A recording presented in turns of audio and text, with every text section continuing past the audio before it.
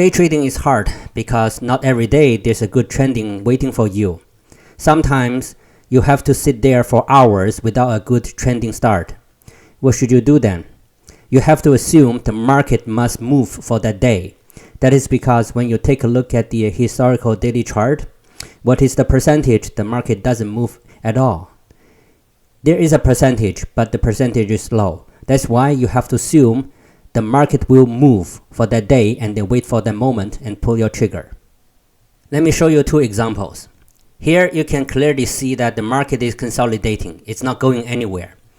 Then later on, if you assume the market must move, then the market can go either up or down. You just need to wait for the market to tell you the direction. Then the market started to move. Here you can see there's a very good bull bar, but with a tail at the top, and the tail is very big, which means resistance. This is the downside pressure. Still at this moment, you're not quite sure whether it is going to go up or go down, or even it is just consolidating again. And then next, let's see the next bar. It is a bull bar as well. It's an inside bar. And this is a very good sign that the market is going up because two consecutive bull bars or bear bars will give you a relatively good direction. However, the two bull bars still not convincing. It is going up. And then let's wait for the next bar. And then the next bar is another bull bar. Three consecutive bull bars. This can be treated as a trend bar. So that means the strong uptrend signal. You want to trade upward.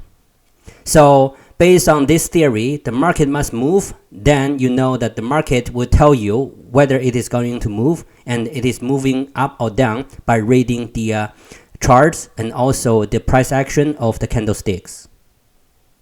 You should put your entry at the top of this last bull bar here and then go into the market. And then the next bar you can see is another bull bar, but with a big tail at the bottom, which means the support, which is also upside pressure. And then at the same time, you want to make sure you have a stop at the bottom of the start of the trend, which is the bottom of the first bull bar here. Then in terms of the profit target, you can use the levels like the pivot levels or previous day's high and low. Here on the chart, we can see there is R1 at the top. So this is a very good place for you to take the profit. And then later on, you can see the market goes up and then pierce this R1. If you set your profit target here, you're going to make a profit. And then later on, you can see the market goes down. The reason that it goes down this far is because take a look at the price action. This bull bar here with a very big tail at the top, that means resistance. Even for this bull bar, even it is big, but there is a big tail at the bottom as well. So this means the market is struggling between the buyers and sellers. So that's why you want to take the profit and exit the market as soon as possible and do not wait for the market to come down too much. So to sum up here, if you assume the market must move when you see the market is consolidating, you want to rate the price action to decide the probability of either it is going up or going down. Based on the candlesticks here, you decide it is going up and then the probability is higher than going down. That's how you make the trade. Now let's have a look at another example. The same thing, the market is consolidating in this area. And then if we draw the previous day's high and low, we can see the market has been testing the previous high, failed. The second time failed. So the higher probability the market is going down. You just have to wait for the signal and then read the candlestick. And then upon here, you can see the market is breaking the previous range. And then after the pullback, you want to trade down. And then a very good profit target is the previous day low.